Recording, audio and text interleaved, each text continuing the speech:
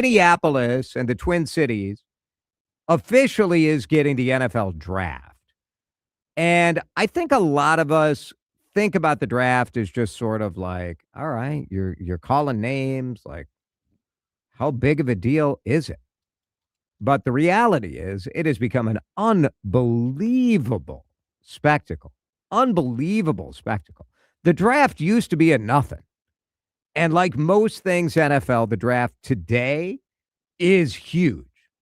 Matt Meunier is the director and EVP of event development for Minnesota Sports and Events. He was the guy who put the bid together to try to bring the draft to the Twin Cities, and he's with us on the John Schuster Coldwell Banker Hotline. Matt, congratulations. Thanks, Jason. Thanks for having me today. It's a historic day, a historic win for Minnesota. We can't wait for 2028. It's mostly going to be around US Bank Stadium in downtown Minneapolis. And the first question I want to ask you right away, because I have been surprised by people on Threads, people on Instagram, on X, all over social media. People around the world are posting pictures of US Bank Stadium and saying, where the heck are all of the fans going to go? Is there enough? Now, first of all, some of these are just purposeful ding-dongs trying to get engagement by posting the other side of US Bank Stadium where there's no park or anything. I think anyone who's ever been to a Vikings game knows there's 2 city block long park in front of US Bank Stadium. But how big is the park? Is it big enough for all of the fans that now go to these NFL drafts? Yeah, absolutely. That's a great question, Jason. So certainly the growth of the NFL draft is something that's really continued over recent years. And so we've had to adjust our plans, quite honestly, to accommodate that increased capacity need that the NFL requires. And so for us, we've proposed several different potential draft eater locations and options and footprints for the league. So those plans will get finalized over the next year or so. But certainly we are mindful of the increased demand and the capacity that we need to accommodate, not only with US Bank Stadium, which of course will be one of the anchors of our draft footprint, but also, as you mentioned, the commons, the surrounding streets. And then quite honestly, you know, what we learned in Pittsburgh this year when we were at the draft, 805,000 fans over 3 days. It was absolutely bonkers. A lot of attendees just want to be present at one of the draft viewing parties throughout the city. They don't necessarily want to be in that sea of humanity shot looking at the draft stage. So what we're going to do is create multiple draft experiences for fans to kind of choose how they want to experience draft in 2028. Is that number, so we hear that 800,000 number, in no disrespect to anybody who works in event marketing, but I think often people look at those numbers and they're like, come on, man, like 800,000, like what? Are we counting somebody who walked through like a fan fest or whatever? Like, what are we talking about in that sea of humanity? It was impressive in Pittsburgh. Right. I mean, how many are we talking? 300,000 people, 200,000 people? Yeah, that's a great question. The NFL would probably be the best one to answer what that true number was from a headcount perspective. But what we can tell you is, you know, they extended their draft experience party, if you will, on both sides of the river into downtown Pittsburgh. So that's the expansive footprint that we need to accommodate in downtown Minneapolis. And that's exactly what we're going to plan to do. Matt Meunier is with us from Minnesota Sports and Events. Obviously, there are multiple venues that are available. Part of the reason you talk about this being in the Twin Cities is because, yes, US Bank Stadium in Minneapolis is going to be the anchor.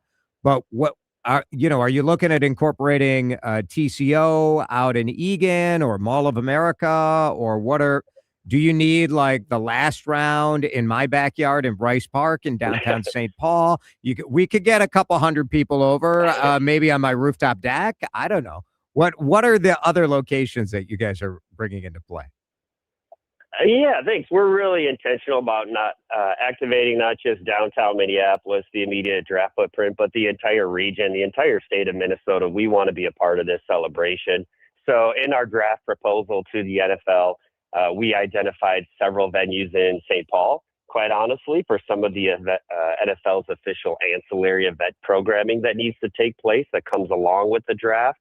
Also, Mall of America is a great asset for our community.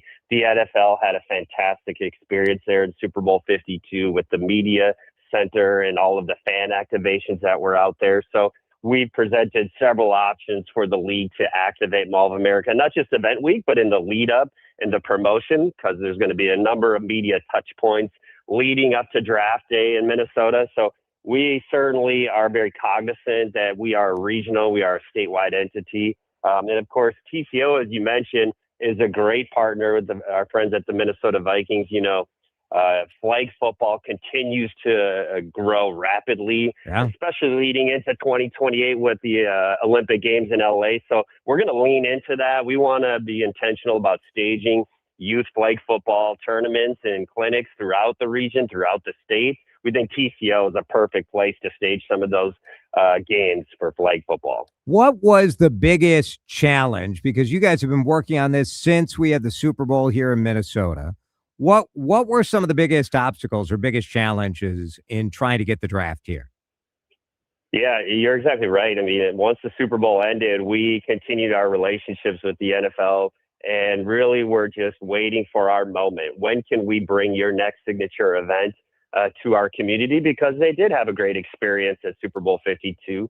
They know we have the infrastructure. We've got the transportation, hotels, the stadium, all of the necessary components. Our biggest challenge was the funding piece, quite honestly, right? And so it takes a number of resources to meet these host city obligations that the NFL outlines. And quite honestly, in Minnesota right now, we're at a competitive disadvantage compared to other markets that have sustainable funding models in place where when a big opportunity comes along, they can say, oh yeah, don't worry, we've already got the funding in place. That's not the case right now in Minnesota. That's our biggest challenge, is that we're starting off at zero.